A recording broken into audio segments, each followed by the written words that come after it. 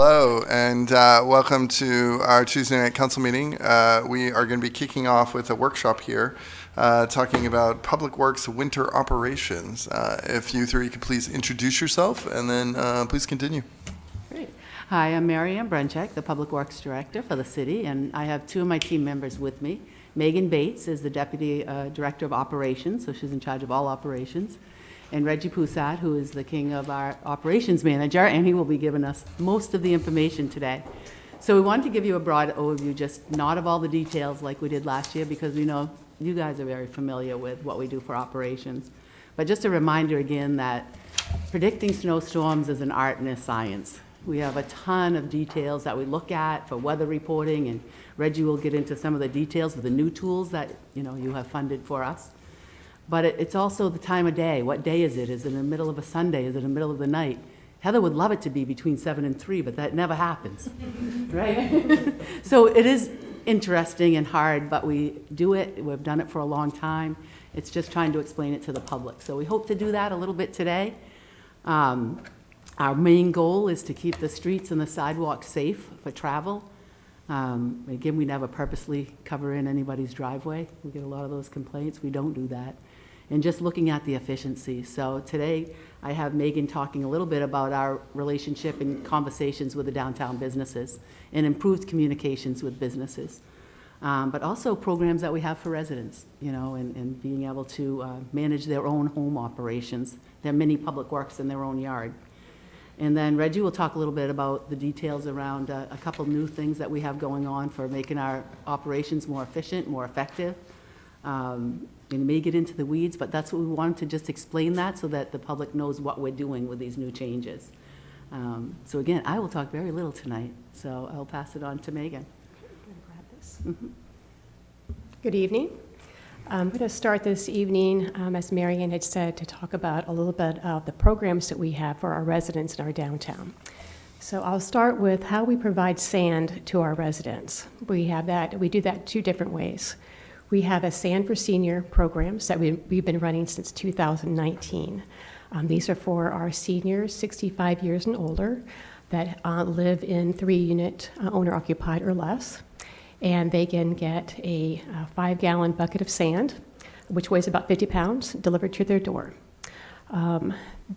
We began taking requests about the middle of October until middle of November, end of November. And we get the word out.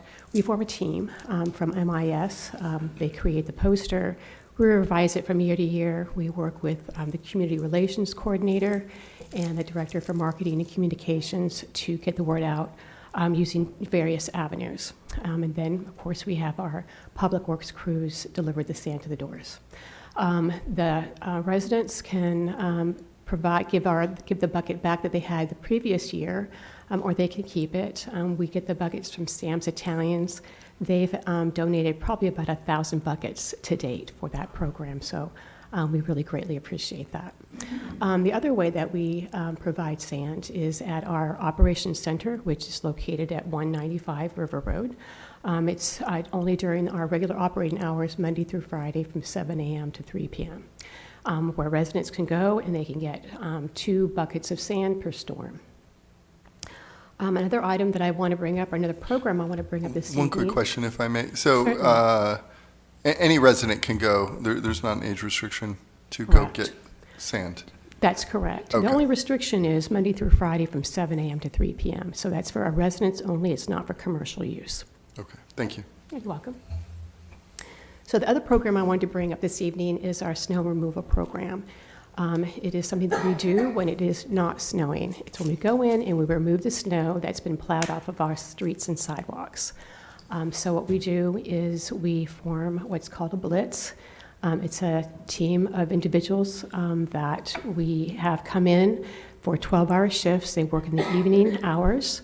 One part of that crew will come in at 7 o'clock. They set up traffic signs and cones, different traffic material, and they do hand shoveling around the benches downtown and around our ornamental lights, and they basically pull all the snow off the curb.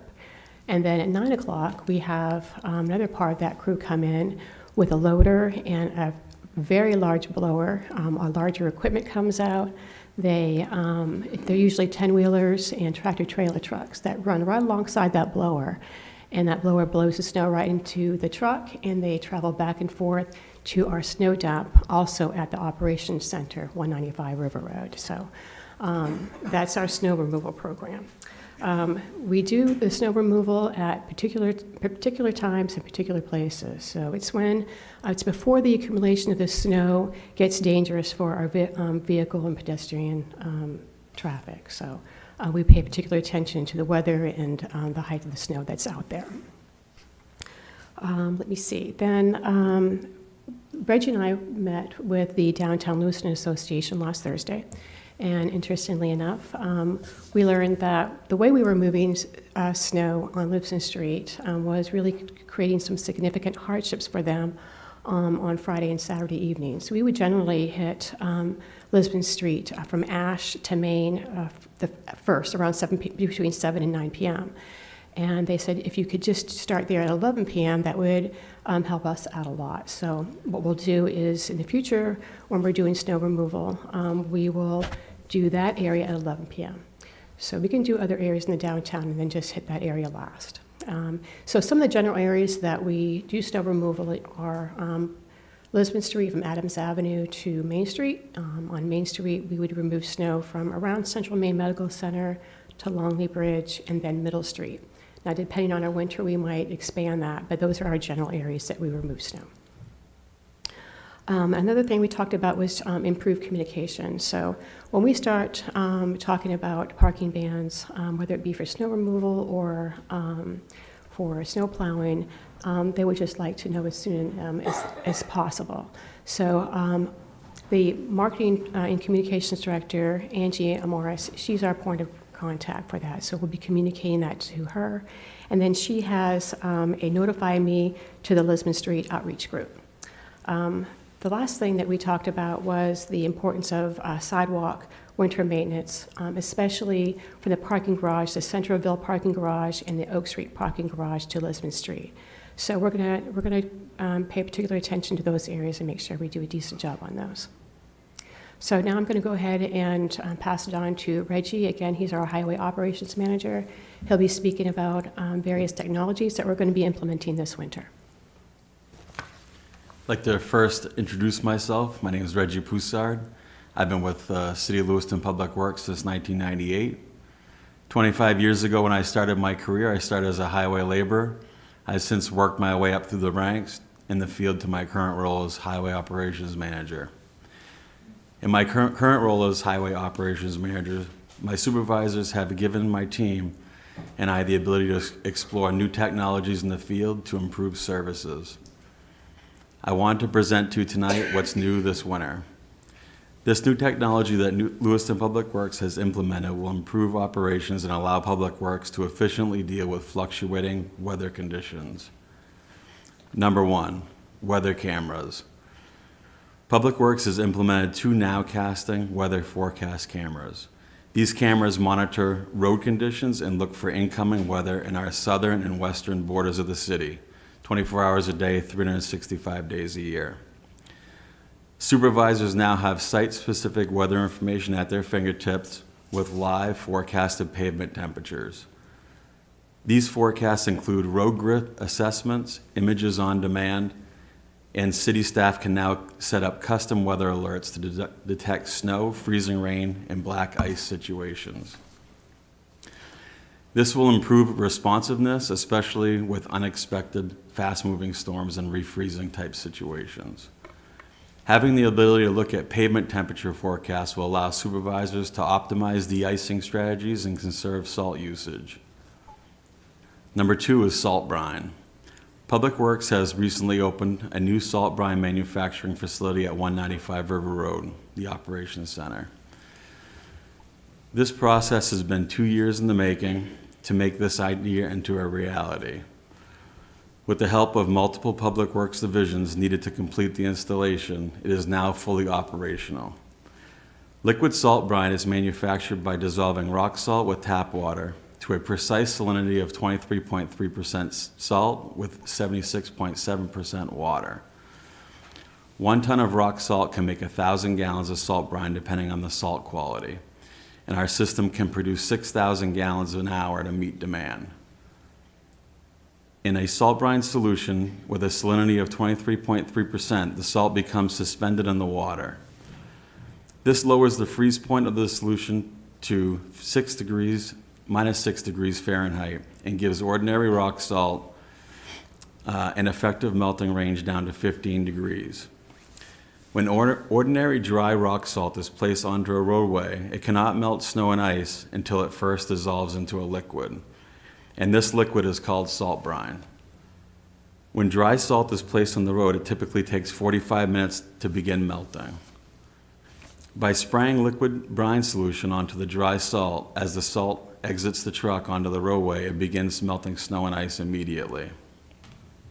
When the dry salt is pre-wet with liquids as it exits the hopper, it dramatically reduces bounce and scatter, which increases its weight by chemically sticking it to the snow and ice. This keeps the material in the lane where you need it. This lowered bounce and scatter can reduce application rates by 30% while achieving superior results. Salt brine can be manufactured for as low as 10 cents a gallon, and with the added melting that occurs between plowing cycles, it can improve storm road conditions by preventing hard-packed snow and ice from forming on the road surface. Not only is this fiscally responsible method to treat roads, but it will also get us back to blacktop faster at the end of storms. This salt brine manufacturing system has also given Public Works the ability to add additional 5,000 gallon additive tank to begin implementing the use of organic additives such as Magic Minus Zero. This is an organic blend magnesium chloride food grade molasses. At time of application, by pre-wetting dry salt with a 30-70 blend of Magic Zero and salt brine, it can increase the effective range of the rock salt down to 0 degrees Fahrenheit. By adding Magic Minus Zero to our salt brine, it will also reduce our environmental footprint on rivers, streams, aquatic life, and lower chloride use, and reduce vehicle corrosion rates. The 30% Magic Minus Zero additive, when blended with our liquid salt brine, will reduce corrosion rate by 77%. Environmentally friendly liquids are far more effective than traditional sand and salt mixtures. This change will reduce overall costs and ease post-season sweeping efforts. With the help of these liquids, over time, Public Works will slowly reduce the amount of sand and salt used on city streets. In sub-zero conditions, a sand-salt mixture can be helpful if it's used sparingly as an abrasive to temporarily improve traction during a storm. But the use of sand and salt to melt snow and ice will be avoided moving forward. This change will keep our neighborhoods cleaner, keep the sand out of our stormwater infrastructure, and help conserve precious materials. Number 3, modification to supervision. Last season, Public Works had success by alternating 2 supervisors to handle early storm ice events. This season, Public Works has implemented the same supervision strategy to help enhance the sidewalk clearing operations. So we're hoping that transfer of supervision will give a little more supervision in that area and give us a better quality job out there. So you've heard a little bit about the new stuff. That's what you funded last year, was a capital project for the brine, and then the security cameras were fund balance. So we're open to any questions that you have about winter operations at all. Yeah, I appreciate all the hard work you guys are doing. We're going to be at the start of the season here, and I know it won't be easy, but I appreciate everyone's help. Councilor LaChapelle. Thank you. Thank you for the presentation. For the trucks, is it using the same truck to spread this Salt brine? salt brine? Yeah, so actually our trucks have what we call saddle tanks, and those tanks are located on either side of the bottom of the salt hopper. And we put the salt brine in those tanks, and right where the salt comes off the belt down to the spinner, that's where it's spraying that salt brine directly on the salt just before it hits the pavement. So then when trucks load up, they load up with both liquid and granular. And typically our trucks can do 2 rounds of granular to one. Each round will use a half of their capacity for their salt brine. Each truck can hold about 250 gallons of liquid. How many trucks do we have in our fleet that does that? So it's most every truck that we do have for the larger 6-wheelers and wheelers, most every truck does have it. I think maybe only one doesn't at this point. Excellent. And I'm going to skip back to... And how many trucks is that? So when we go out and plow, we have 27 plow routes, and the majority of those have the ability to spread material. Excellent. Getting back to Lisbon Street, I've been there for 40 years. The last 5 years, I've seen a dramatic increase in the quality of cleaning up Lisbon Street. So I want to commend you. I also want to commend you for adapting and hearing the concerns of some of the business owners and saying, yeah, you're plowing when we're trying to have customers come in and eat. So making that switch is great. But Lisbon Street looks really good. You guys do a great job. Continue the good work. Thank you. Thank you. Further comments from the council or question? Councilor Harriman? Thank you. Yeah, I'd like to also thank you for working with the downtown businesses. That was the one thing that I had written down here, and you've already answered that question. You mentioned the changing of the supervisory capacity to the sidewalk operations. Can you talk a little more about that and what that will do? Yeah, so we have 2 supervisors that are going to be, covering for each other on that. So how we're going to be working that is, let's say we had a storm tonight, one of the supervisors would take the lead on it, and they would go out with the team first. And then once that supervisor limited out, we could potentially take new people, and that other supervisor would just take right over where he left off. And that way we have a backup plan too. If somebody's sick or injured, we have somebody that's directly working with the other person, and they both know the operation and what needs to be done. The person would feel empowered by that, and that's worked out well for our other supervision. How that works for our plowing is we have 2 supervisors that are doing our sanding ahead of the storm. So if it's just an ice event, they may be the only supervisor coming in, and then when they're done, they're done. They have a week where they're on every time. But then if the ice event turns into a plowing event, then the other supervisor comes in. And when he comes in, they both take half the team, they divide it in 2. And then the first supervisor that comes in, he limits out a little bit early, but then the second supervisor is able to wrap up the storm by himself with all the drivers. Mm-hmm. So that's turned out to be really successful, and it gives us a backup too if we have a problem, mm-hmm. because everybody's on the same page. Thank you. And then my last thing is about the parking bans, and I have to apologize a little bit to Administrator Hunter, but I was a little bit concerned about the short notice for the last one. Mm-hmm. I know it's tough to predict the weather and everything, but if we could have, a decent amount of warning before those. I feel like 4 hours is a little too short, but, a fair amount of warning, as much as we can do, I think that would be really helpful. Mm-hmm. Sure. Counselor, we are going to talk about that as, the whole team tomorrow after our management, just to refine some of those protocols, make sure everybody knows how to get the messaging out and who's responsible for that messaging, as well as kind of looking at when we do need parking bans. If it's, a 2 to 4 inch storm, do we really need a parking ban? Yes, it saves Public Works a tremendous amount of time with all the cars off the street, but it's balancing that against, inconveniencing the community as well. So yes, we'll be exploring that a little bit more and refining some of those protocols. All right, thanks. If I can add to that, some of that could also, it may be helpful to look at the weather ahead to see, that might help influence the decision. For instance, it's supposed to warm up this weekend, so all the snow is probably going to be gone. Yeah. We still need to make it safe, though, so our number one priority is making it safe, and we're given as much notice as we can, so that is the first goal, and I think that's the primary one for the police, fire, and any citizen out there driving their cars or walking on the sidewalks. And just wanted to kind of reiterate a little bit what Reggie said, with we've always done with the roads with having backup, is giving the pedestrians that same kind of oversight. You know, as we know in transportation, car's been king.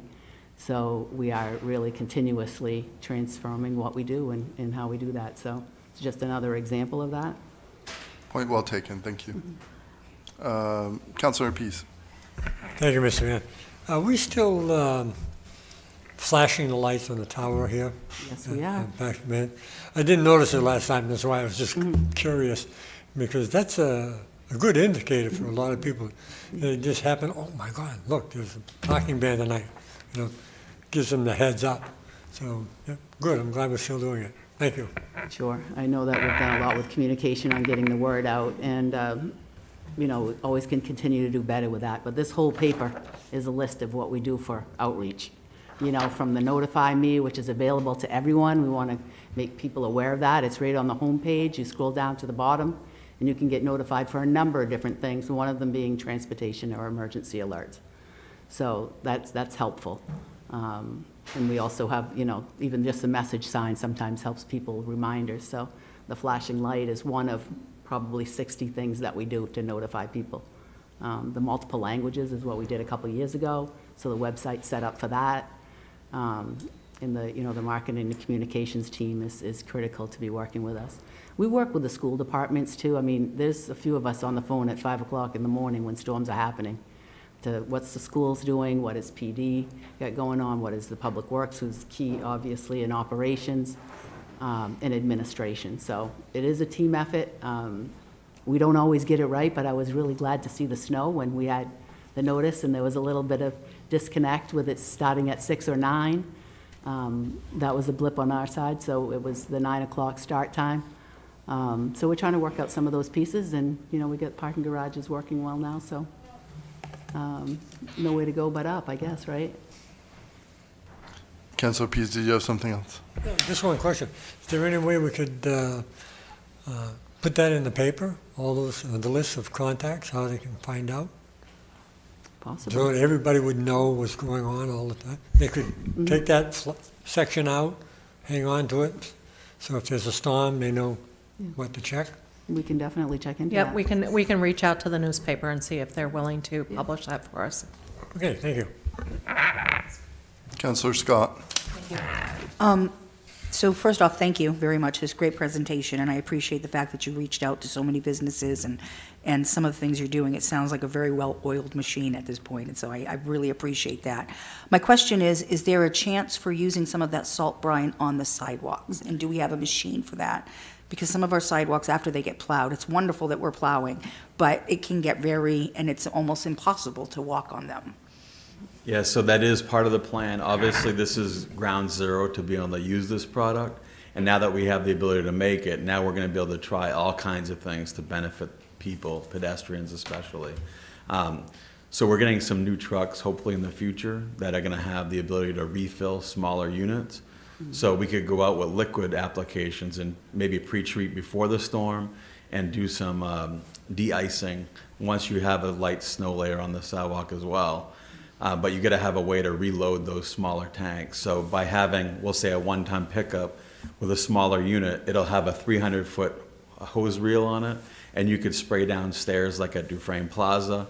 That would speed up the operation, and those people would be able to quickly load up the smaller tanks. We do have small tanks already for our sidewalk units that were designed to wet the brushes for spring sweeping. But I want to modify those to be able to have a spray bar on there to do the salt brine. So we're going to be exploring that with our garage and seeing what they can make so we can start trialing that in some of the high traffic areas. Councilor McCarthy.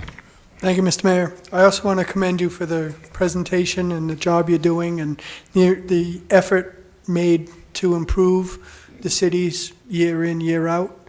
One of the things that I think that it's important for the general public to know about the parking ban is it's not only makes it easier for the Public Works to do it, but they can do a much better job.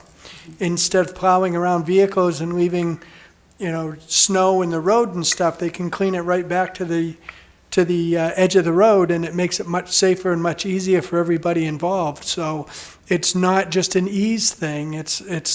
They can do it right. The plows can do it right the first time through.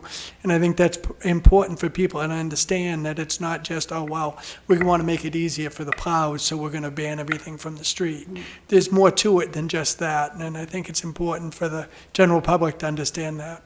But thank you for all the effort that you do. Thank you. You're welcome. One more thing to add about the sidewalk question, sorry.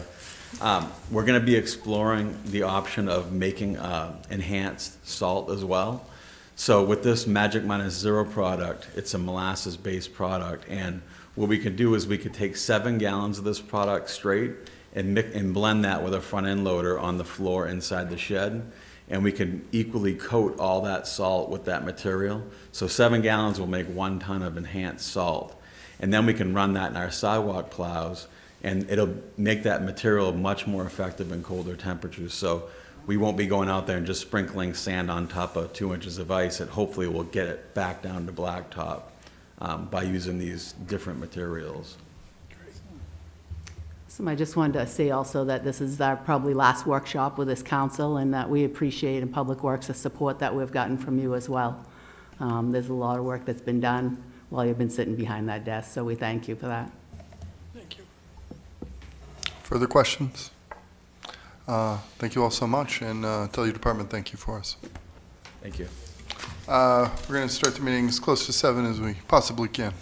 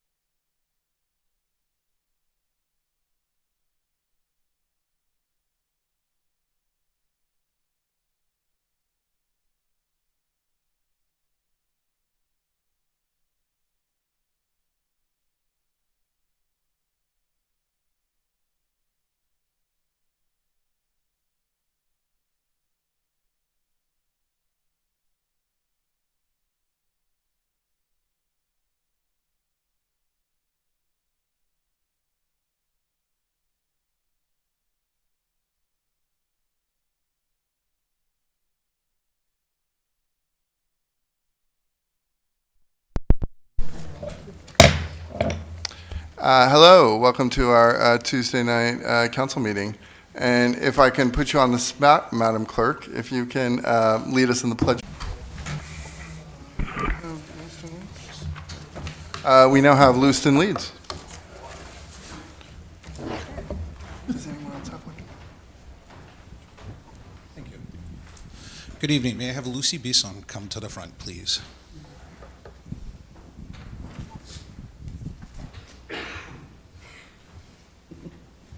The long walk. It is an honor for me to be able to present one of my last Lewiston Leads coins to Lucy Bisson.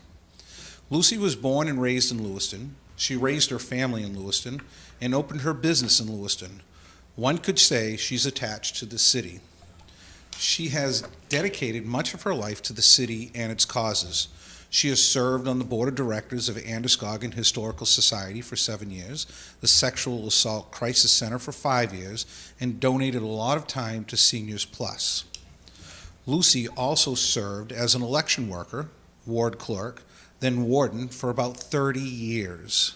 That's a long time. It is. She was on the Transportation Committee from 2012 to 2022, a member of the Zoning Board of Appeals from 92 to 95, then was appointed not once but twice to the Planning Board, serving over 11 years and being elected twice as chair. Lucy is currently chair of the Planning Board, and at the end of this month, she has decided to retire. On behalf of myself and the citizens of Lewiston, I want to thank you for the years of hard work and dedication to Lewiston. We need more people like you.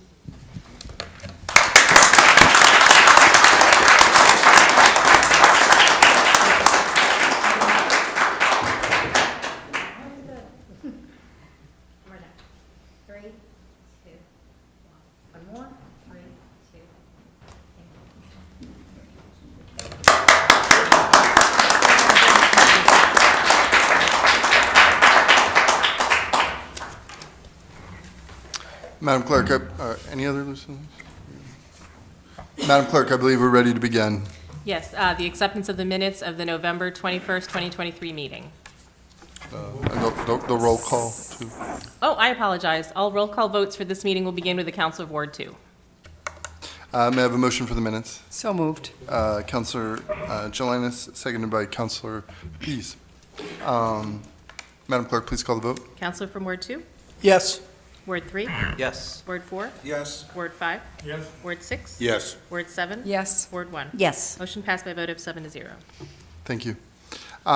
We are now up to public comment.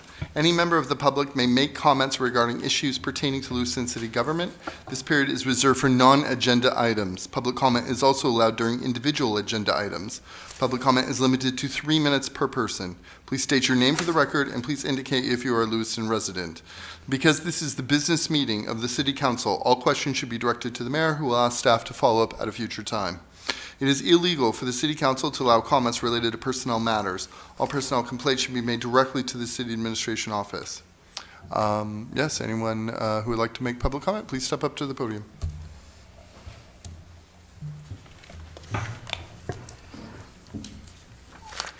My name is Peg Hoffman. I live at 2 Clare Street in Lewiston. I'm a member of Trinity Episcopal Church. We continue to be distressed about the growing plight of unhoused persons in our city. You are not serving them according to the oath you took 2 years ago. We do not consent to how you have ignored our neighbors or actually worked against addressing their needs.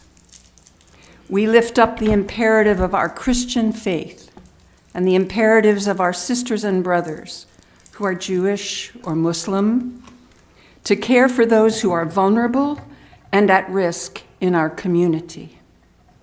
Our city government is the appropriate avenue for this to happen. Those of you who have a faith practice, along with us, have been commanded to love the poor and to serve and protect them. It's not optional. We have a right as Lewiston residents to ask and expect you to work in our name every day to remedy our neighbors' ever-increasing desperation.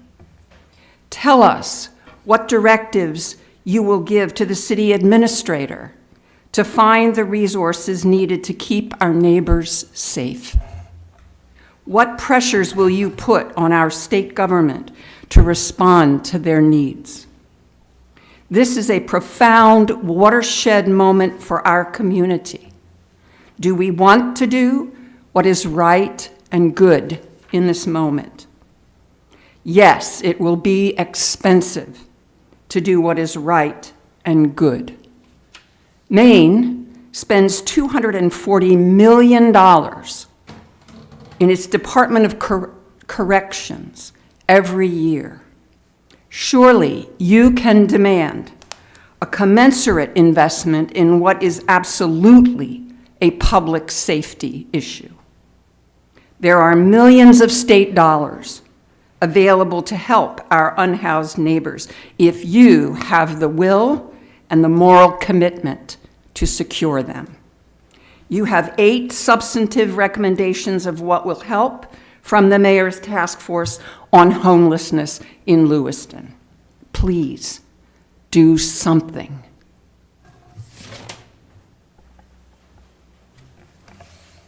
Further public comment?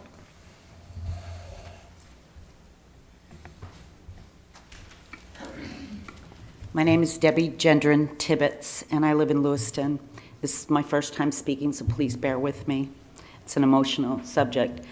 And I know I should probably have said this a lot sooner. I know that there are some of you that are no longer going to be on the committee anymore, but I believe that you need to hear this. It's easy to put something off that doesn't really affect you directly, or at least you think it doesn't. Maybe not today, but someday it might. And that today is now. I'm being affected. My heart and my conscience is being affected by the homeless, or what some of you might like to call it, the unhoused.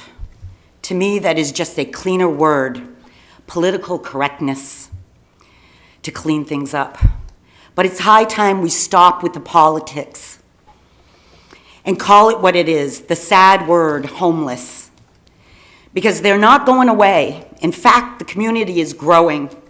Mental illness, drug addiction, crime is getting worse in our city streets.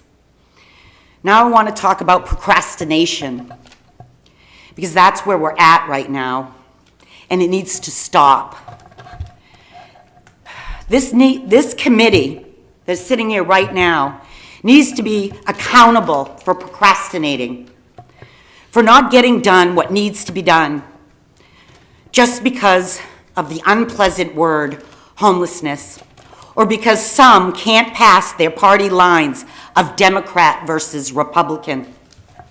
I, for one, stand here shamed for voting according to my political party, which I'm a Republican. It's high time to leave our egos and our political affiliations at the door and come together to work on solutions that work for all the people of this community. Now, this is where commitment and accountability comes into play. With every situation and every decision that we make. Do you mind just lowering your voice just a little bit, please? I'm sorry. With every situation and every decision that we make, along with every person involved with this topic. It's time to make a to-do list. I make one every day that helps our community strive and to grow. Number 1, homelessness needs to be first. Mental illness and drug addiction, and then crime. I put these in that order because I believe it will have a domino effect. That if we start with the basic necessities of human life, like the immediate need for 24-hour emergency shelter, to give warmth, food, and showers for our homeless.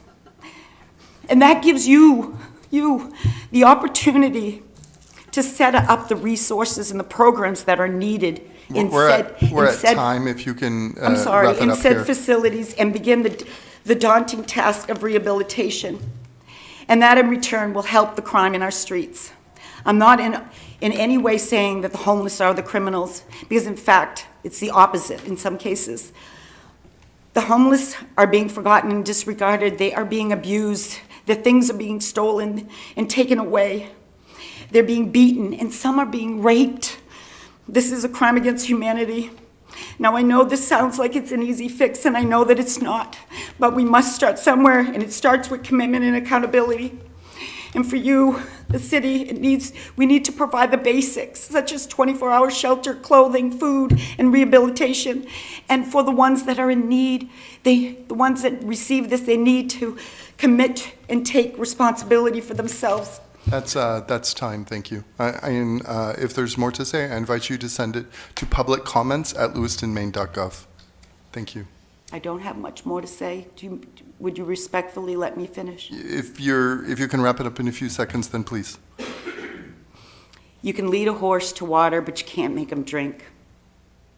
We must give them that so-called water, because I believe that some of them will receive it and make it and get better. There's a verse in the Bible that applies to accountability. When you're ill and at the point of death, the Lord says, put your house in order, because you are going to die.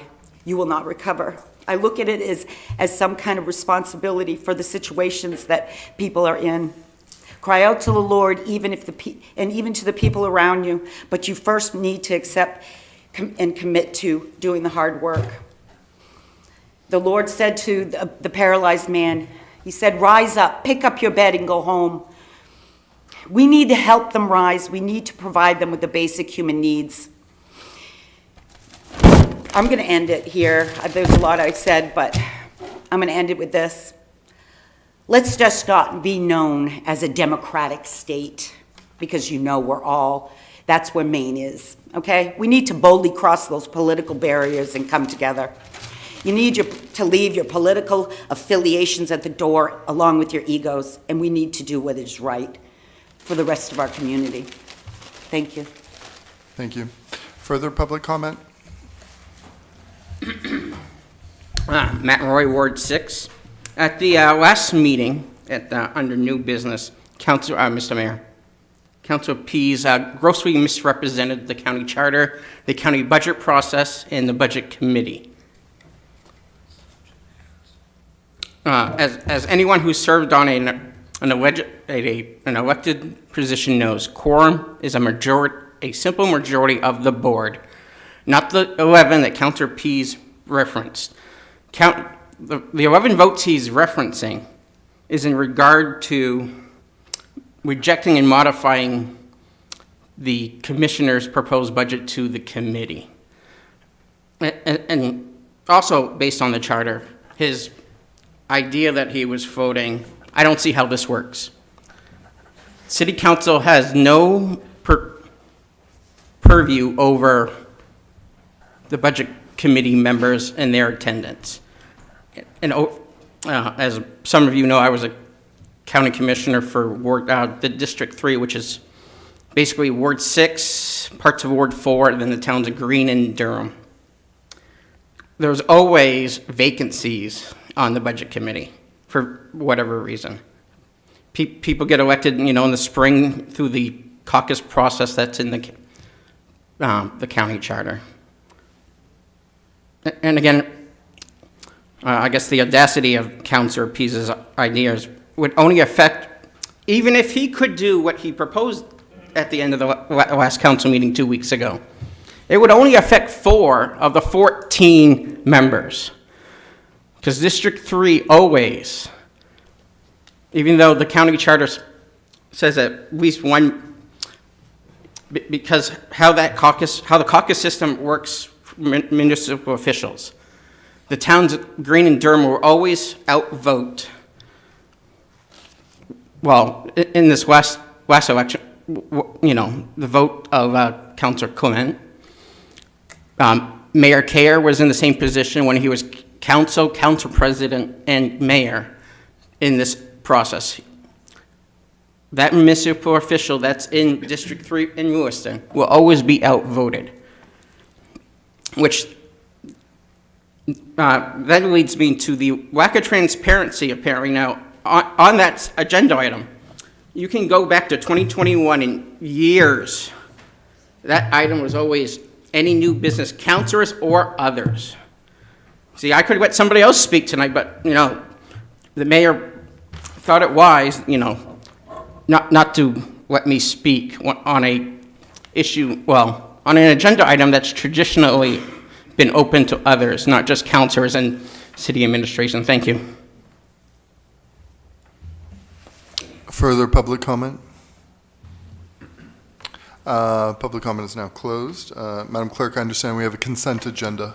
We do. We have 2 items on the consent agenda this evening. Item number 1, amendment to the traffic schedule to add a handicap parking space in front of Riverside Eye Center at 475 Lisbon Street. And number 2, order accepting and appropriating the fiscal year 2023 Homeland Security Grant Award of $196,118. So moved. Oh, okay. We have Councilor McCarthy, second by Councilor Clement. Madam Clerk, please call the vote. Counsel from Ward 2, Yes. Ward 3, Yes. Ward 4, Yes. Ward 5. Yes. Ward 6. Yes. Ward 7, Yes. Ward 1. Yes. Motion passed by a vote of 7-0. Thank you, Madam Clerk. Agenda item number 3. Item number 3, public hearing on a new application for a liquor license for Food Point LLC, 413 Main Street. Requested action to grant the city clerk, to authorize the city clerk's office to approve a new application for a liquor license for Food Point LLC, 413 Main Street. May I have a motion? Councilor Pease, second by Councilor LaChapelle. Where is 413 Main Street, Madam Clerk? I'm sorry? Where? 413 Main Street? Oh, it's Yvette's? Oh, Yes. the old Yvette's? Yeah, okay. Thank you. Questions from the council? Public comment on this agenda item? Back to the council. Madam Clerk, please call the vote. Counsel from Ward 2, Yes. Ward 3, Yes. Ward 4, Yes. Ward 5. Yes. Ward 6. Yes. Ward 7. Yes. Ward 1. Yes. Motion passed by a vote of 7-0. Agenda item number 4. Item number 4, She's her first time getting a liquor license. She's happy. Congratulations. Thank you. this is the business owner right here. Yes, this is the business owner. Good. Congratulations. We're excited about your restaurant.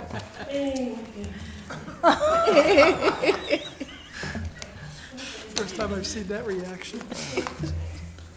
I always love it when we have an excited business owner. Yes. I believe we're on agenda item number 4, Madam Yes, Clerk. sir. Item number 4, public hearing and first passage for an amendment to the business licensing ordinance to update the definition of automobile graveyard junkyards. Requested action that the proposed amendments to the City Code of Ordinances, Chapter 22, Businesses, Article 3, Automobile Graveyards and Junkyards, Section 22-73, Definitions, receive first passage by a roll call vote, and to continue the public hearing to the next regularly scheduled city council meeting. I have a motion, Councilor Pease. Second. Second by Councilor LaChapelle. Are you here for this agenda item? I am. Okay, please kick us off, Director Got Hediger. a couple under his belt. That's right. Well, I didn't know if you were setting up early. Nope. This one I think is going to be easy. We've made a change in another agenda item you'll see here as well, but this is just almost a housekeeping item to amend our definition of automobile graveyard that's found in the business licensing section to be consistent with state statute. So we're simply referencing the state statute. You'll see a similar change in another agenda item for same exact thing in the zoning and land use code. Discussion from the council? Public comment? Back to the council?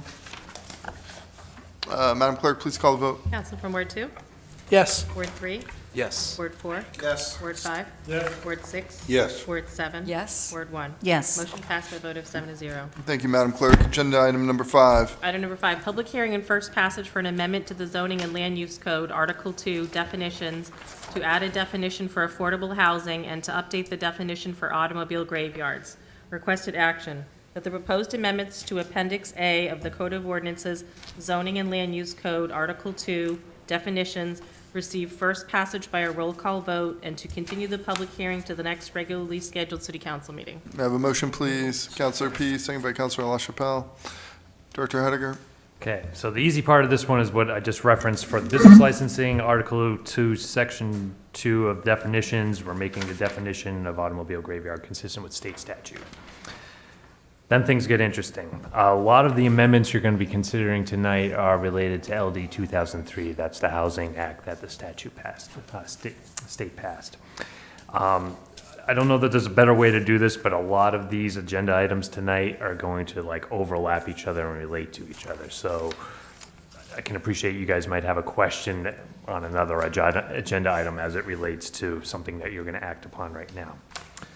So with that in mind, the big thing here is the definition of affordable housing development. This definition is verbatim. It is exactly from the state statute.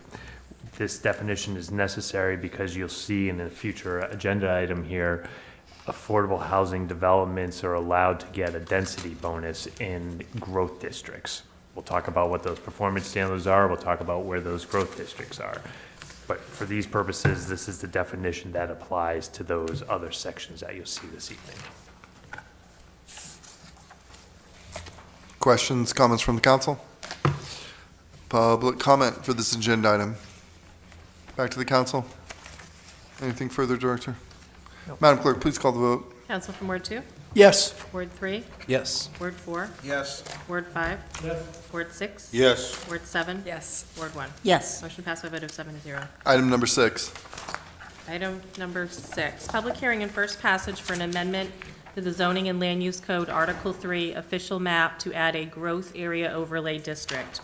Requested action that the proposed amendment to Appendix A of the Code of Ordinances, zoning and land use code, Article 3, official map, receive first passage by a roll call vote, and that the public hearing on said ordinance be continued to the next regularly scheduled city council meeting. May I have So a motion, moved. please? Second. Counselor McCarthy, seconded by Counselor Harriman. Director Hediger. So related to the affordable housing development that can occur, the way the statute's written, that is supposed to occur in areas that are identified in your comprehensive plan as growth districts. We discussed this with the planning board. The way our comprehensive plan is written, they're all referenced as growth districts, but some of them are referenced as like conservation growth districts. Some of them are worded as economic development type growth districts. The map that you have in your package and which is on the screen is those, we've taken those growth districts and we've overlaid them onto the zoning and land use map. So everything you see kind of in the pink color up there is the growth districts. This is where you will be able to do an affordable housing density. This is largely your highway business, community business, the major arterials.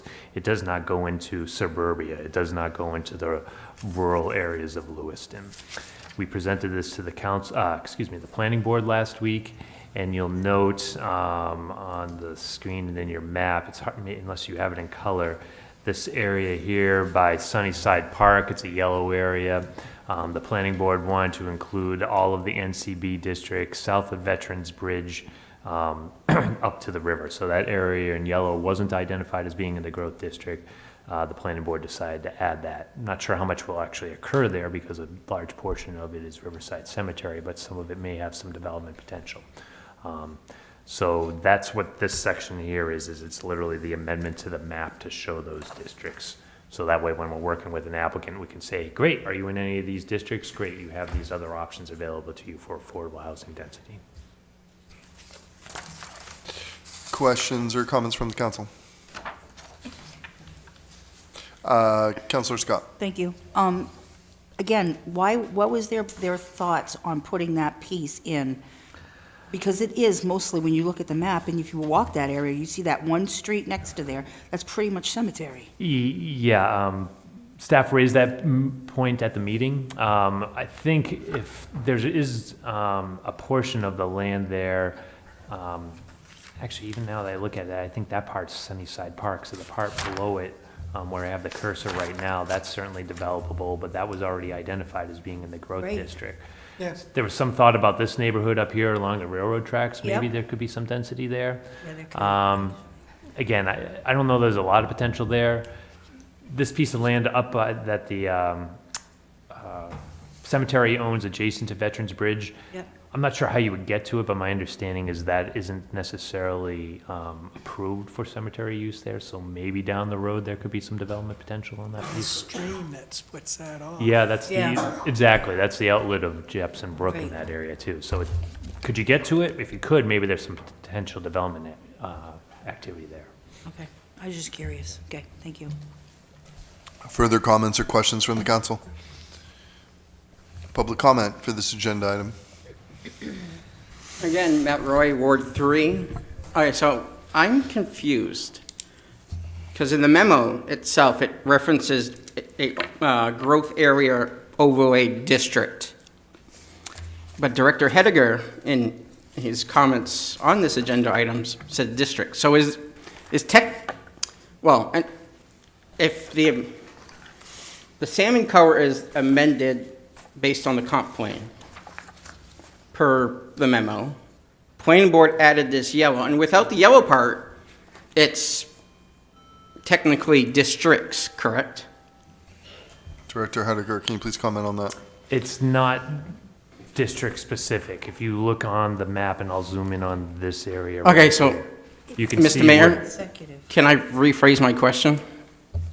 Can we let Director Hediger I finish? rephrasing, I think, will help him better answer the question.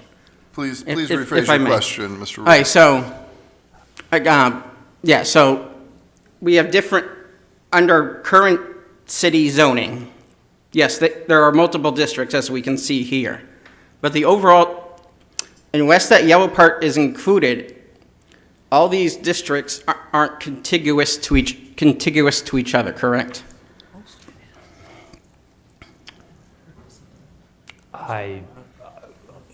No, I guess not. If the question is, the growth districts aren't driven necessarily by the zoning districts. When I made that comment that the growth districts are found largely along the major arterials in those zoning districts, that's because they are, but they're not limited to that. And case in point, when you look at this map here, this is Sabata Street in the area of Farwell, East Avenue. This is a larger piece that just got conditionally rezoned for Gendron. It doesn't follow zoning lines. And that's in part because the growth district map that was in the comp plan is kind of like a vision. The growth district maps and comp plans are not zoning maps. They're a guide to suggest what type of development and growth should occur in certain parts of the community. So we took that map, and because the statute says you have to identify those areas for growth districts, we overlaid that best we could with where our actual property lines and zoning lines are to come up with what you see out here now. I'm not sure if that quite answers Mr. Roy's question or not. It's an overlay. It's not a district. I mean, even though it's called a growth overlay district, it's not specific. It's falling on top of all of these other districts, all these established zoning districts. I was going to say, when I first looked at this map over the weekend, the first thing that came to mind was Elbridge Gerry, former governor of the Commonwealth of Massachusetts back in about 1810. And anyone that knows their political science, probably watching from home, was probably going to guess where I'm going with this. It kind of looks, if you go back to your U.S. history books, the gerrymander of a state senate district in Essex County, because of its outrageous design. If you go back to the overall map, it would be self-evident to people. Well, not that far. Yeah, I was gonna say it's. I was gonna say, does Speaker Fecto's law actually provide that it has to be a one overlay district, or can this actually be multiple districts? Because we're doing very different parts under our land use and zoning ordinances as they stand currently. Thank you. Thank you. Further public comment? Back to the council.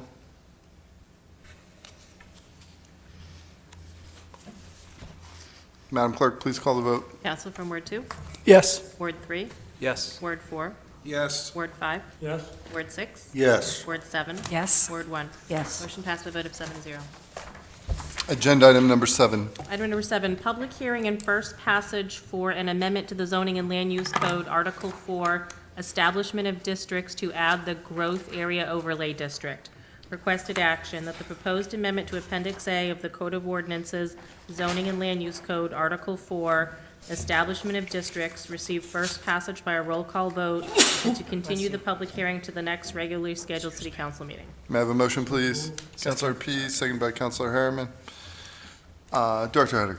Nothing of substance here. This section just literally, if you saw the entire section, it lists all of the different overlays and zoning districts that are in the community. The one is a housekeeping item that we missed last time. As you may recall, we got rid of the office residential and renamed it neighborhood business, and then we're simply adding the reference to growth area district. Questions and comments from the council? Public comment? Back to the council. Thank you. Councilor Scott. Is there a particular reason why one planning board member seemed to vote no on all of these? Mr. Marcotte mentioned that in general, he's not in favor of LD 2003, so that's pretty much the intent of his opposing vote for most of these. In fact, I think he said it, if he was paying attention, he probably would have voted no on the definition at the beginning, but he missed it. Okay, thank you. Further comments? Councilor Clement. All of these issues, Director, are as a result of LD 2003, is that correct? Correct, right. Anything Thank with you. overlay district is 2003. Anything? Nothing at this time. Madam Clerk, please call the vote. Counselor from Ward 2, Yes. Ward 3, Yes. Ward 4, Yes. Ward 5, Ward 6, Yes. Ward 7, Yes. Ward 1. Yes. Motion passed by a vote of 7-0. Agenda item number 9. I think we're at number 8, Mr. Mayor. Item 8, public hearing and first passage for an amendment to the zoning and land use code, Article 11, district regulations regarding changes to the Riverfront district, providing greater housing opportunities and prioritizing commercial development in commercial corridors. Requested action that the proposed amendment to Appendix A of the Code of Ordinances, zoning and land use code, Article 11, district regulations, receive first passage by a roll call vote, and the public hearing on said ordinance be continued to the next regularly scheduled city council meeting. May I have a motion, So moved. please? Councilor Pease, second by Councilor McCarthy. Director Hediger. All right, things will get a little more complicated or interesting with this section here. I'll start off with the non-LD 2003 stuff. You may recall when we had the joint meeting with the planning board to talk about the Riverfront master plan implementation, what things we should be focusing on. One of the thoughts was, should we be changing the density in that district, impervious height requirements? So you will find in here, and I can point it out specifically, but it'll be on the space and bulk table. So you got all these wonderful tables in here and everything like that. And I can pull it up on the screen if we need to. But at the end of the day, the Riverfront district, we've eliminated the density there. So it was 1 unit per 1,250 square feet. Now it's 0. So that's the same as you'll find in the Mill District. It's the same you'll find in the Riverfront. We think that'll provide some more opportunities because we know it's all about densities these days with respect to development. The height requirement, the planning board, staff was suggesting that we keep it at 85 feet, but the planning board recommended that we increase it to 100 feet. So that is another change that's made in the Riverfront. I believe that will be 100 feet. I don't think we have any buildings that are 100 feet in the Riverfront. That was part of the reason staff was suggesting we stay at 85. Part of it will be construction costs. You know, it'll really drive whether or not somebody wants to go that tall or not. We did increase the impervious slightly as well. We went to 85%. There was some discussion, I think, at the joint workshop of going to 100%, but the planning board and staff were feeling that it didn't necessarily make sense to go all the way to 100% when we have that in the Mill, we have that in the Centerville. We're working our way down to the river. There's open space down there. With this increased density, you may recall that we have amenity space requirements as well that are kind of challenging to meet. So if there's some open space out there, we should, take that into consideration. So that's the non-LD 2003 change with respect to this section.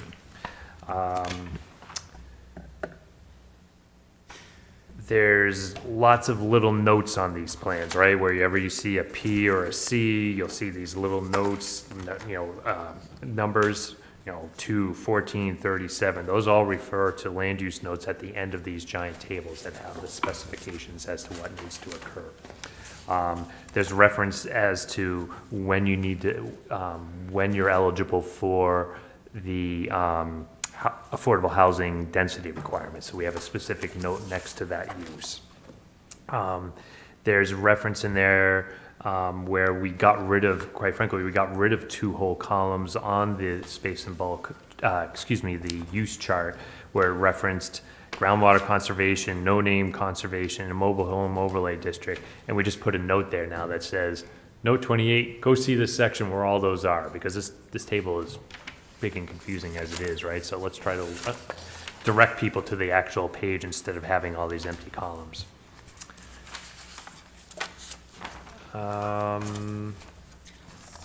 If there's anything of substance with respect to LT 2003, which may be of interest to you folks, and again, all communities are going to be dealing with this, there's language in there where we now have to allow basically additional residential development on any lot that has residential development. So in your packets where it says note 37, that language there talks about allowing additional development on a vacant lot. You can have up to 2 buildings in one structure or 2 structures.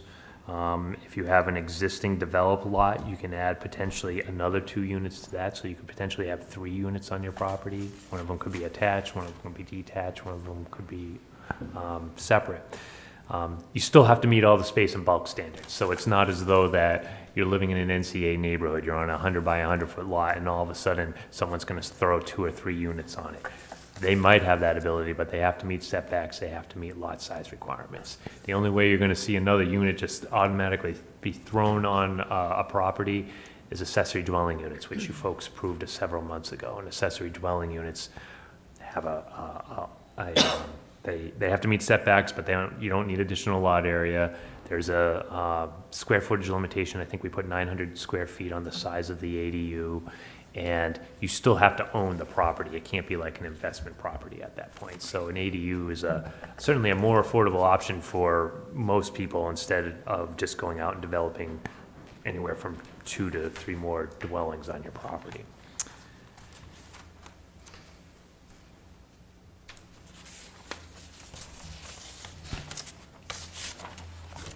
There's some additional reference in here to the growth overlay district. Again, this is all cross-referencing sections, either to the definition section, the performance standards, which we'll talk about in the next agenda item. Some housekeeping again, where we've missed references to older zoning districts, again, like the office residential no longer being office residential, but neighborhood business. I can get into more the one other thing we should talk about. Which is not an LD 2000 item as well. And we talked briefly about this at the joint meeting as well, this map in your packet here. This is the one that talks about potentially limiting the amount of residential development that can occur on the first floor. Let me go to that language because I don't necessarily want to misspeak about that. And if we need to pull up the map, we can. That's actually the very first note 2. So along Lisbon Street, basically from Adams Avenue to Main Street, first floor portion of your building facing Lisbon Street has to be commercial, can't be residential. We talked about this at length with the planning board, and we said areas like non-living spaces, lobbies, gyms, management offices, common areas, that'll be allowed, but we don't necessarily want someone's bedroom facing on Lisbon Street. The example I always use is the Hartley block. Nathan Zanton, when he first came in and talked with us in community development, he was going to do that all as residential, and we're like, really don't want residential on the commercial floor, first floor in our downtown. I realize there's a glut of office and commercial space, but it won't always be that way, hopefully. And he agreed, he took that risk, and it's taken him some time to fill it, but it's worked out. So that's that section of Lisbon Street. We did the same along Canal Street, but we did not do the entire corridor. We only did at certain intersections, which is shown on your map. So it would be 100 feet along Canal Street and then 50 feet going in on the corners. Because we realized that it's not reasonable. This came up at the planning board too. We know that there is, again, a lot of office space, a lot of unused retail space. We don't want development to come to a halt because of these requirements, but at the same time, there's key intersections. You're at Canal and, not Canal, but yeah, Canal and maybe Cedar Street or something like that. That probably makes sense to have some type of mixed-use activity there. So we did that on Canal, we did that on Lincoln Street, and then the last one was Main Street. Main Street basically from Union Street, which is up kind of like by 7-Eleven and the dry cleaners, all the way down to the Androscoggin River. And we've actually talked to a couple property owners right now about doing residential development in this section here. And the compromise we came up between staff and the planning board was no more than 50% of that facade can be residential. So it's not going to be all commercial again. It's not going to be necessarily like the Lisbon Street restriction, and it's more than what you would have on the Lincoln Street and Canal Street because it's not just key intersections, but it's an entire corridor. But again, no more than 50% of it can include dwelling units. So the idea is you get some mixed use type activity. An example that kind of goes in that vein would be the developments that Jason Levesque got approved. They're not on Main Street, but off of Lowell Street. He kind of has that where the first floor is going to be some commercial space as well as like common space, lobbies, things like that. So if we can continue that trend along Main Street, I think we'd be in good shape. I'll leave it there if you guys have other questions. Councilor McCarthy. Thank you, Mr. Mayor. I just have a question about the ADUs, going back to that. You said that it has to be owner occupied. One of the, like the main house has to be owner occupied. Or the ADU, either way. Either way. Yep. Now, does that go into perpetuity? As far as if that property is sold, does the new owner have to follow those same rules? Yes, one of the. Okay, so the it new- carries, Right. it carries indefinitely. Exactly. Awesome, thank you. Yep. Councilor Clement. Thank you, Mr. Mayor. You mentioned height, Director, Riverfront District. The original proposal was 80 or 85 feet, and the planning board suggested 100 feet. Correct. Has the fire chief rung in on this proposal at all? I don't believe so. I would ask that before we have a second reading on this, that the fire department have a chance to overlook this and see. I mean, they are limited as to what they can service for height. I know that we have a couple of 100-foot aerials, but that 100 feet is straight up, and you'd have to be right next to the building to reach it. So I just wonder if it's wise to allow something like that.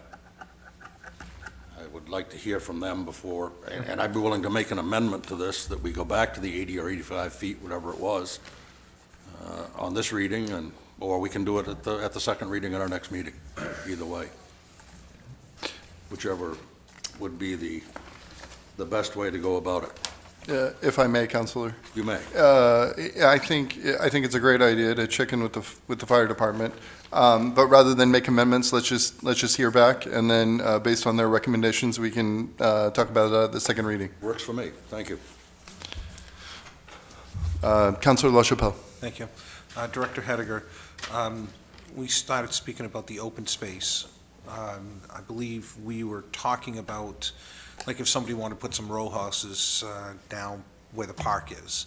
And we said, I think for a council, we said they wouldn't need open space because you get the park right across the street. Are you saying that this is requiring them to have open space? Yep. So, yes, in the sense that there's a maximum impervious ratio of 85%. So no more than 85% of your lot can be covered by roofs, pavers, pavement, gravel. So you're ending up with 15% of green space out there. Currently, it's 75%. Now, you would be grandfathered if someone came in and developed a lot that was 100% impervious. Now they can take advantage of that 100% impervious, and we usually encourage them like, hey, anything you can do to green it up or whatever and get that 100% to 90% or something like that. So if you have a site, for example, where the farmer's market is, that's been discussed as far a potential development site down there. It's 100% impervious. So likely any development that's going to occur there is only going to improve the situation.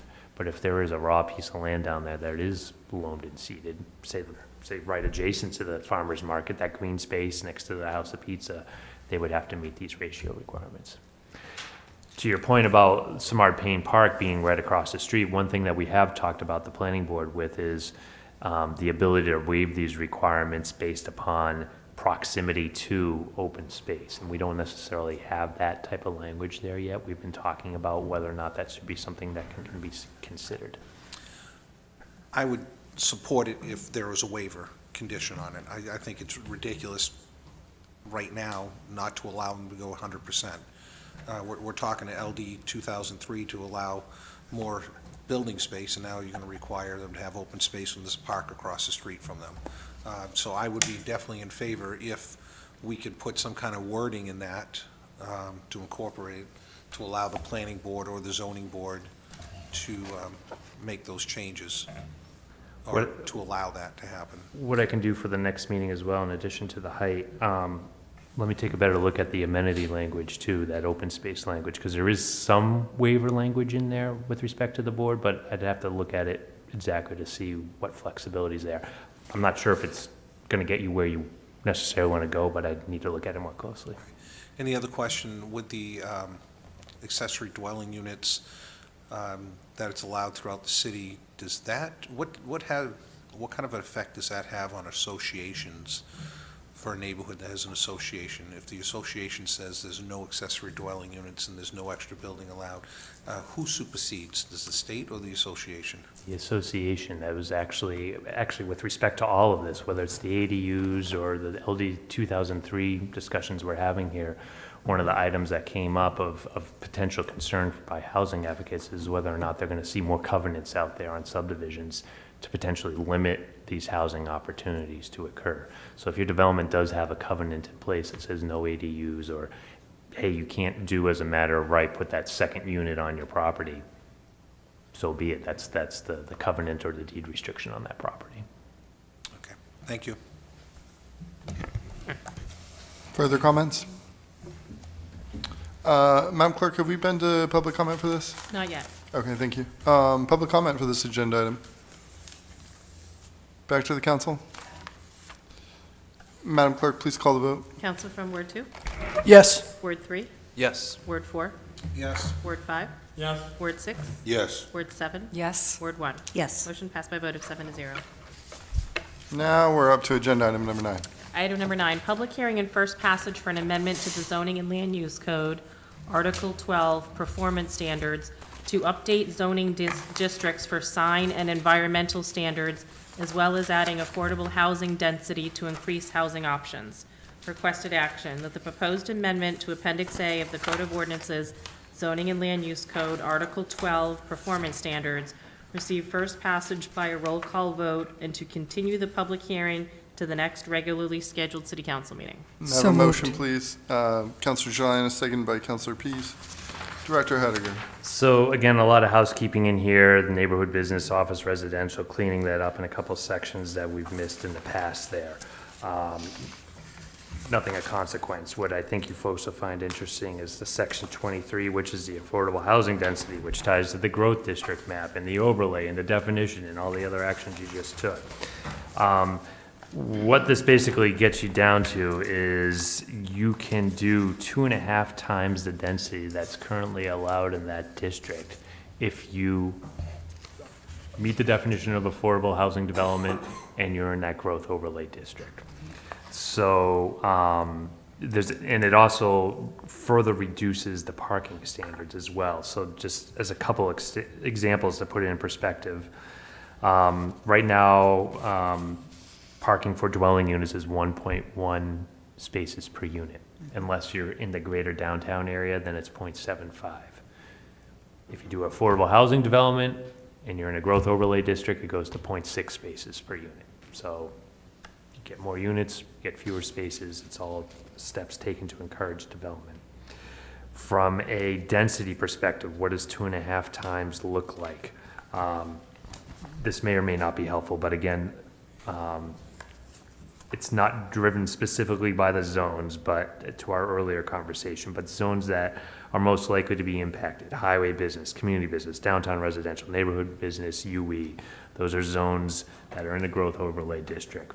And to put it in perspective, we just talked about density, like 0 in the Riverfront. Well, all those districts have density requirements of highway businesses 1 to 3,000. Well, now it would go down to 1,200 square feet. Same with the community business. Downtown residential, which is your Tree Street neighborhood, it'd go from 1 unit per 1,250 to 500 square feet. So like, as an example, most of your lots downtown are 50 by 100. Right now, you can only put 4 units on them. You'd be able to do 10 units. Okay, that's what the statute's looking to accomplish. And so, again, you can't do that just as a matter of right. You have to meet that affordable housing density. You got to hit certain median income percentage of the people living there. So it's not a gimme, but if you meet all those thresholds, you get a significant increase in the amount of density there. So that's really, this section is really the performance standards that tie into all those other sections that you folks just acted on.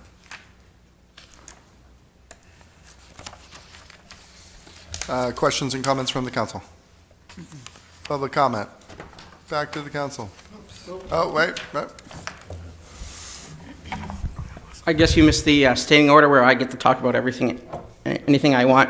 So I guess Director Hediger, it's a good If thing. you can please Mr. introduce Mayor. yourself again. Yes, Thank you. Matt Roy, Ward 3. So, Mr. Mayor, I guess it's a good thing that I have a compact Nissan Versa since I only get 0.75 of a parking space, right, Director Hediger?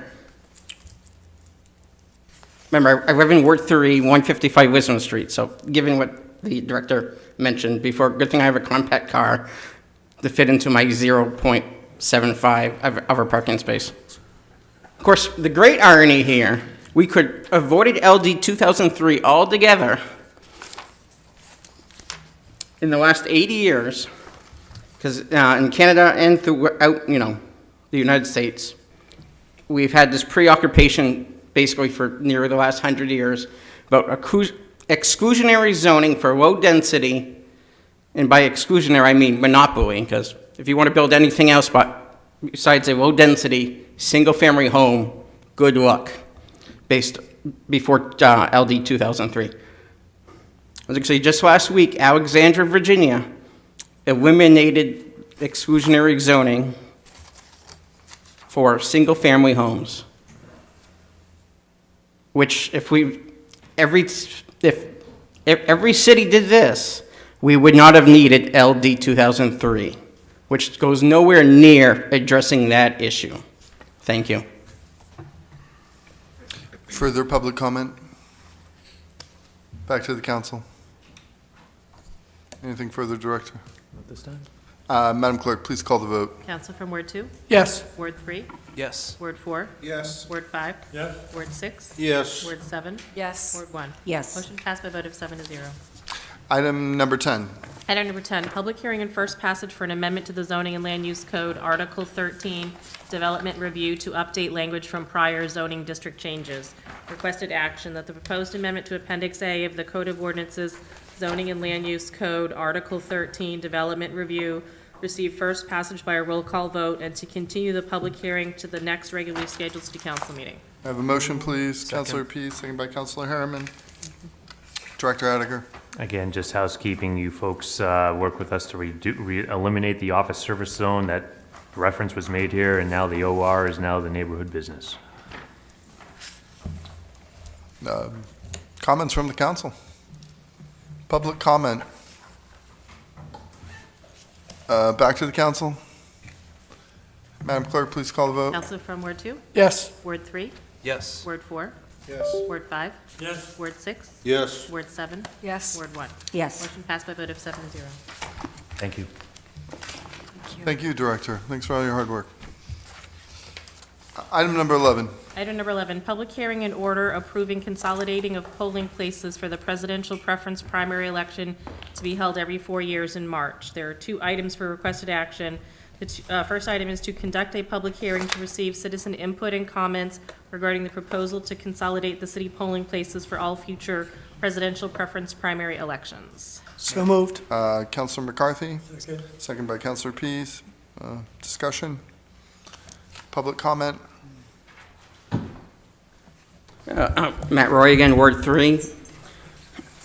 Mr. Mayor, unless I'm forgetting, March 3rd, 2020, how is this different from the last presidential primary we just had in 2020? Madam Clerk? Sure. So a little bit of background on this item for you, Mr. Mayor. In the 1990s, the state of Maine did hold presidential preference primaries for a couple of years, obviously held every 4 years, given the nature of it. And then the state legislature eliminated that type of election and had this task taken care of at the party caucuses held in March. Party caucuses are have sort of a lower attendance rate, has been leaning. So the state legislature 4 years ago, as Mr. Roy said, approved the reinstallation of the presidential preference primary election, again, held every 4 years. 4 years ago, the state approved it on short notice, and it was considered a sort of special, unscheduled election because it was short notice when the state legislature approved it. The city of Lewiston, since 2003, has had a standing order approved by the Secretary of State's office for any special, emergency, unscheduled elections will all be held at Longley on a consolidated basis. That's why 4 years ago, we were allowed to hold the presidential preference primary there under the current order that we have, because at the time it was deemed a special emergency unscheduled election. This time it is now on the books as a law and will be held every 4 years. So given the nature of the election, as we outlined in the clauses in the order, the city felt that we would want to continue the practice and policy of holding that style election in one location moving forward, but we need the city council and ultimately the Secretary of State's office to approve it now. That is a standing scheduled election that will be held every 4 years. Thank you, Madam Clerk. Thank you. Yes, because in 2008, 2012, it was up to, the parties to hold their caucuses. 2016 was a hybrid, at least for the main, as somebody who was active back in the Republican Party back in, 2016. 2016 was this hybrid situation. There was a caucuses. The state party hired state troopers, basically, and you would had a preference primary without the city clerk's office, being full bore under how things were in 2020, how they will be, in March. Of course, they need to strike a name off one ballot now, but that's another issue. But yeah, so the accuracy there, and of course, with the 2020, we also had the people's veto, which was, as we know, very ironic as we sit now, because that was the people's veto about the change in the state vaccination law. Thank you. Thank you. Further public comment? Back to the council. Madam Clerk, please call the vote. So actually, Mr. Mayor, if we could just clarify for the sake, that was to conduct the public hearing. So now the matter before you is item number 2, which is to adopt the order to consolidate the polling locations for all future presidential preference primary elections. Do we need So another moved. motion for that? Yes, please. Okay. We had Councilor Pease and I believe Councilor McCarthy. Madam, further comments from the council? Madam Clerk, please call the vote. Councilor from Ward 2? Yes. Ward 3? Yes. Ward 4? Yes. Ward 5? Yes. Ward 6? Yes. Ward 7? Yes. Ward 1? Yes. Motion passed by a vote of 7-0. Once again, I'm very glad you're here, Madam Clerk. Thank you, Mr. Mayor. Item number 12. Item number 12, order approving the disposition of a portion of 76 Cody Street. Requested action to approve the order approving the disposition of a portion of 76 Cody Street. I have a Councilor Pease, Second. second by Councilor Harriman. Director Brunchick, please kick us off. Sure, this is a 50-foot strip of land on the backside of 2 lots that Jerry Langlis owns. And he's been mowing and maintaining this property and has asked that we sell him that property and dispose of that property officially. He's paying for the property, he's paying for all legal, survey descriptions, all of that comes to cost under his agenda. And we feel like it's not going to hurt the lot behind it, which is the East Cody Park that we tried to design, so it still will come back up for whatever the city wants to do with that lot, so it doesn't hurt development in that lot. So we recommend, getting rid of this property and helping that homeowner that has requested it. Thank you, Director. Comments from the council? Councilor McCarthy. Thank you, Mr. Mayor. One question, you don't see any need that the city would have for that property moving forward? The way that it lands on that lot, it's behind the wetlands. Yeah, So where it's developable, which we would be looking at some house lots for that possibly, it's in a different portion. So it's behind the wetlands, there's a paper street in that mix. So no. okay, thank you. Councilor Harriman, did you have something? Yeah, my question was similar. Is that lot, I know there are wetlands on it, is that lot developable or buildable, I guess I should say? And it sounds like this portion is not so much. It's that this isn't in a developable area. So we're looking at that lot as part of the rec conversions, remember, because it's still on hold to be a possible rec conversion until we get the new lot locating down on Mill Street approved. So as they're doing that Yellow Book appraisal, we're looking at how many developable lots are in each one of those to assess the value. So we're looking at that generally, not with a fine-tooth comb like a developer would, but it looks like several lots could be developed there. Okay, thank you. Further comments from the council? Public comment on this agenda item. Back to the council. Madam Clerk, please call the vote. Counselor from Ward 2? Yes. Ward 3? Yes. Ward 4? Yes. Ward 5? Yes. Ward 6? Yes. Ward 7? Yes. Ward 1? Yes. Motion passed by a vote of 7-0. Thank you, Madam Clerk. Item number 13. Item number 13, order approving the disposition of a portion of 143 Pine Street. Requested action to approve the order approving the disposition of a portion of 143 Pine Street. Councilor Pease. Second. Second by Councilor Harriman. Did you want to say something, Administrator Hunter? No, this is a property that went out to bid. We had, as you can read through the memo, had some respondents. We ranked those based upon a prescribed matrix to be able to really highlight the choice neighborhood and the desires for development in accordance with the choice neighborhood. And you will note the recommendation in the order.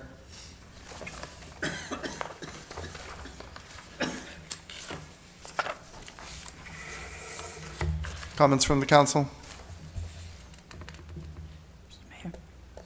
Councilor Scott? Thank you. City Administrator, is this the piece of property across from Community Credit Union? That empty lot, is that where that community garden is on the other side? Is that where this is located, do you know? It's where the hammer and nails are. That's what I mean, yeah, Yes. okay. Because it's got that little Prince Street, little Yes. piece. Yeah, okay.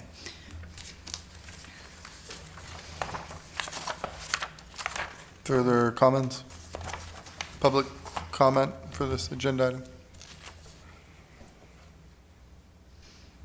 Back to the council. Madam Clerk, for clarification, to approving it, who would it be going to? Or what exactly are we approving? You're approving it to the award to the, confirm the recommendation to Susan Longchamps. Okay, yeah, just to be clear. All right. Further comments from the council? Madam Clerk, please call the vote. Counselor from Ward 2? Yes. Ward 3? Yes. Ward 4? Yes. Ward 5? Yes. Ward 6? Yes. Ward 7? Yes. Ward 1? Yes. Motion passed by a vote of 7-0. Thank you. Item number 14. Item 14, order approving the purchase of the properties at 299 through 307 Lisbon Street, 323 Lisbon Street, and 327 Lisbon Street. Requested action to approve the order approving the purchase of the properties at 299 through 307 Lisbon Street, 323 Lisbon Street, and 327 Lisbon Street. Councilor Pease. Second. Second by Councilor McCarthy.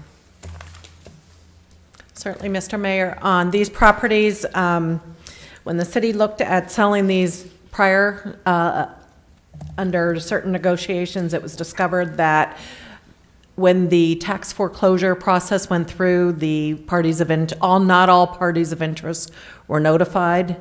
Subsequent to that, both of the parties of interest has since passed away. So we are looking at cleaning those titles for $1,000 each to each estate and to get clean titles for those properties. So we can move forward with, disposing of them at that point in time. Thank you, Administrator. Comments from the council? Public comment? Back to the council. Madam Clerk, please call the vote. Counsel from Ward 2, Yes. Ward 3, Yes. Ward 4, Yes. Ward 5, Yes. Ward 6, Yes. Ward 7, Yes. Ward 1. Yes. Motion passed by a vote of 7-0. Thank you, Madam Clerk. We are now up to reports and updates from the council. Councilor Scott. Thank you. We did have a school committee meeting last evening. We had a great recognition of the Lewiston High School soccer team, and the way they spoke about their experience at the football game, those kids were ecstatic, and that was just such an amazing experience. So it was pretty awesome having them there. The superintendent also recognized our SROs and our police department and the work that the SROs and the police department have done in our schools and to help with different investigations.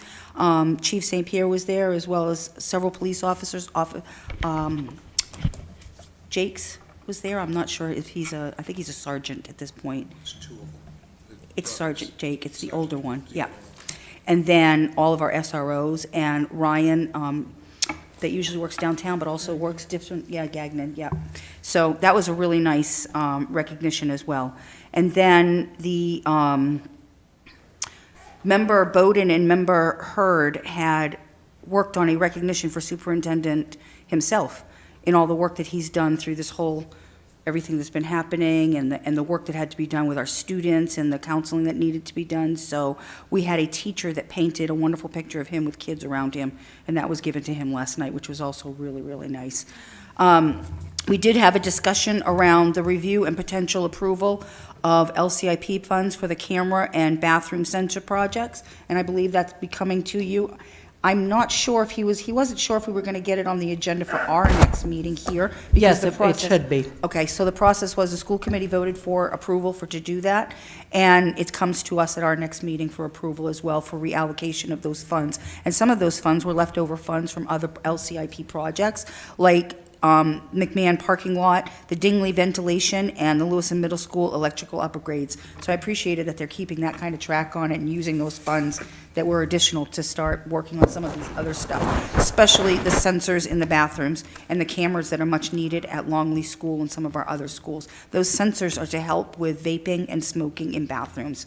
So it'll set off a bit of an alarm to go off. They're quite expensive, but it's a much-needed thing. We've had many discussions on the school committee level around that issue, and it's quite a serious issue in our schools, unfortunately, particularly the high school. The kids are vaping a lot, which is unfortunate. We also had a second reading on several different policies. The particular one that I brought up last evening was the use of physical restraints and seclusion. That is Chapter 33, and I worked on that law when it was originally put into place. And that goes around physical restraints for kids that are having a difficult time while they're in school and how that process works. One of my questions to the superintendent was if he could give an updated version of information to either us at our next meeting or for the new school committee to discuss how many times that's used, because we've never had that discussion. I wanted to know how many times is it used, how many teachers are trained in that process, because it's a pretty long and extensive training process. I've had it myself. It takes quite some time to understand how you're supposed to handle a child in a certain way, the reporting that needs to be done with that, and there's several other pieces. So I asked him for a specific update on that. And then another thing that I wanted to mention was, because after that we went into several executive sessions, but I did want to mention that the Bruins recognized also some of our girls' hockey team, and so I wanted to bring that up. There were 5 girls that were selected to go down to the Bruins game.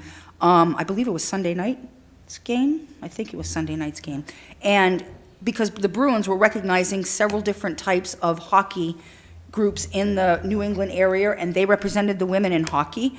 And Fiona Landry, who, the Landrys happen to be very good friends of mine, and I was shocked to see her, was on the ice and getting selfies with her cell phone, and it was just an amazing thing, and I just think that we should recognize those girls as well, because they got one heck of a hockey team, and we do a lot of talk about the football and the soccer, but we need to recognize these girls and the work that they're doing. Their hockey team is amazing, so I just wanted to put that out there.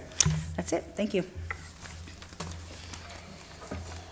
We had our Holiday at the Plaza event this past Saturday, and beautiful weather, a massive turnout. Our deputy administrator reprised his role as Buddy the Elf. Was a big hit.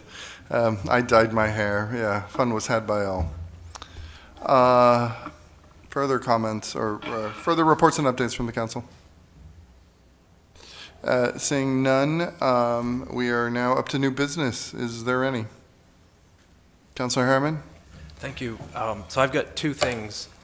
First, I was wondering if what was being done as far as a warming center or any kind of shelter or anything for people who can't get out of the cold this winter, and if we can, I mean, I don't know of any community initiatives or anything. If we can do something as a city, if that's something that the council would be amenable to. I mean, it's getting freezing out there already. So that's my first item, if there's any discussion or anything. I'd like to say something too. Agreed. I think there was an award, if I'm correct, to New Beginnings, but that the age group, the age within that is am I right in assuming 16 to 24? Yes, it goes up to 24, and it was 24 beds. Yeah. But, just given the fact that that's a very sort of Narrow, siloed yeah. amount, I think you bring up a really good, really good point, and it's something that I agree strongly with, Councilor. And then the second item, I was reading Detective Philippon's column in the newspaper a couple Sundays ago, and I just wondered if we should look into making sure that our police officers have, all the equipment they need, when they need it. I'm thinking especially of like if they're off duty but they live locally. Some of the situations that he described, it could have been useful to have, have some of that equipment in a take-home vehicle or in some other fashion like that. So if people were in agreement, if we could look into that and just see, if they've got what they need. They will be doing a full debriefing of the situation. Obviously, it's still an active investigation. One thing that we would need to consider is the liability associated with taking, certain pieces of equipment home. So all of that will be considered. A report will be issued, and at that point, we can not only discuss it with the union, discuss it as part of the budget process, but also with our risk pool from a liability standpoint as well. That makes sense. Thank you.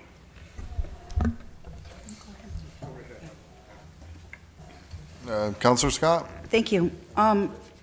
So I appreciate you bringing that up, because I was thinking the same thing, but I was thinking along the lines of when we had the fire association here the other day and talking to us about some of the needs that they may have. And I understand what you're saying, Administrative Hunter, but I was wondering, is there any way that this council can do anything right now to start addressing some of those needs in helping with the fire department, with the police department, in any of the, the equipment that they need, the training that they may need? I mean, when we look at what happened in our community and the heroic work that those departments did for our community, and then we also understand that since October 25th, we've also had, I think it's 5 additional shootings happen in our community. This is something that I think needs to be addressed immediately, and we only have 1 meeting left. And as a whole, this elected body has and should continue to be responsive to the city's safety needs. We have been responsive when the police asked us, and we made significant changes outside of budget season to help them. And as a final way, we can acknowledge their heroic response on October 25th and say that we are hearing you, that you need equipment, you need training, and is there any way that we could, before our next meeting, or have available at our next meeting, a resolve that says, we have these funds available? I had a very large number that I was going to put out there. I really thought that, I think they need some significant things.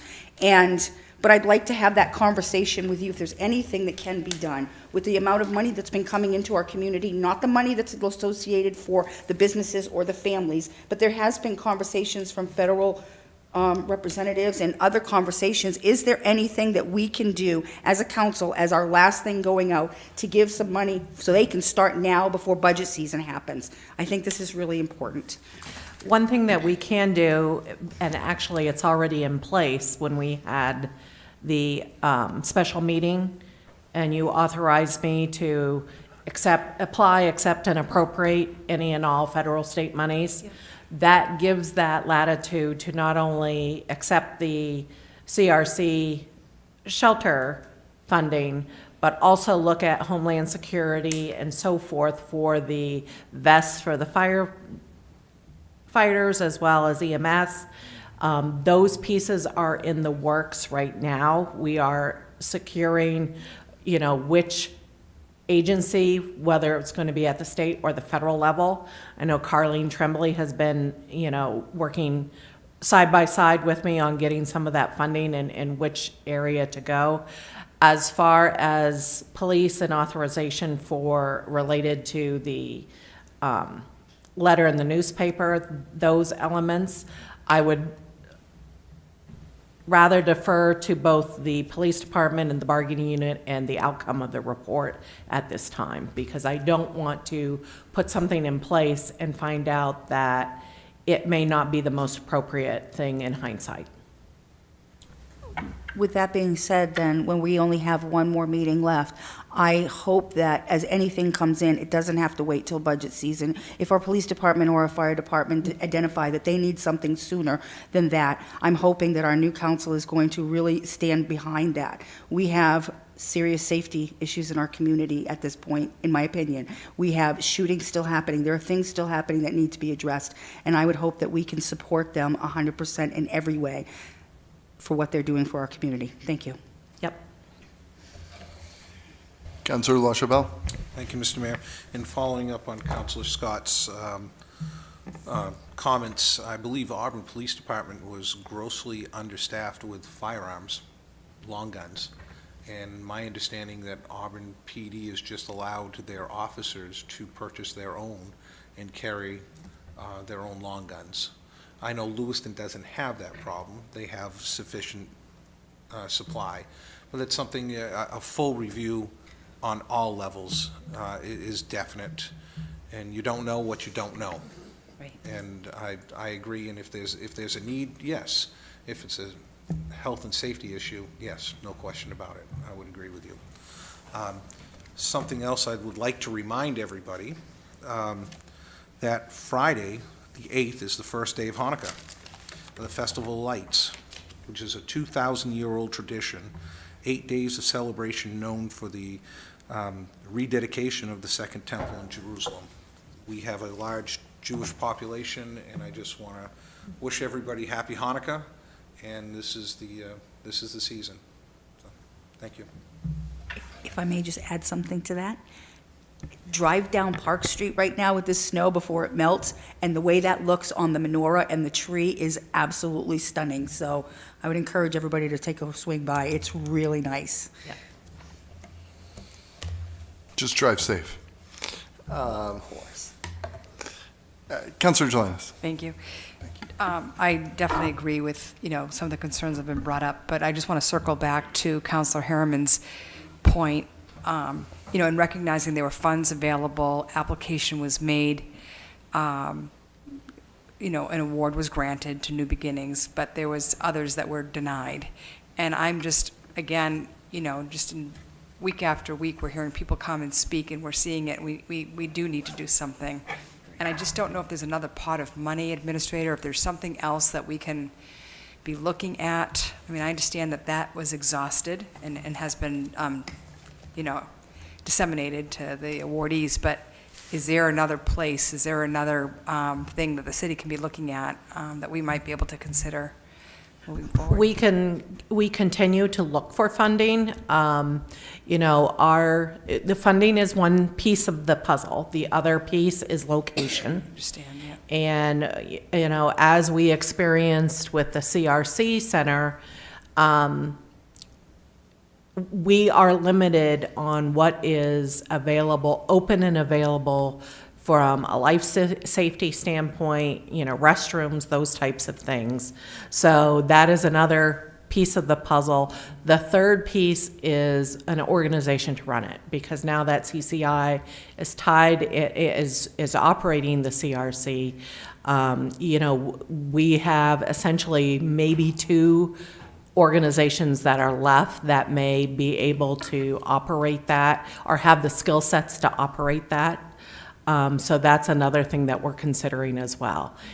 I had a conversation with Phil this afternoon, because that's who the city applied with to that last, to see, you know, is that space available? What does funding look like?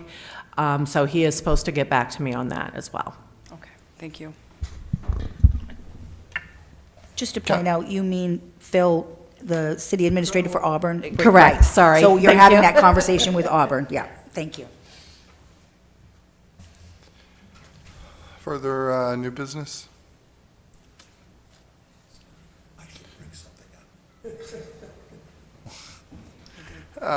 Saying none, Madam Clerk, I think I'll take a motion to adjourn. Slowly. So moved. Councilor McCarthy, second by Councilor Pease. Madam Clerk, please call the vote. Counselor from Ward 2? Yes. Ward 3? Yes. Ward 4? Yes. Ward 5? Yeah. Ward 6? Yes. Ward 7? Yes. Word 1? Yes. Motion passed by a vote of 7-0. Thank you, Madam Clerk, and good night, Lewiston. All right, I never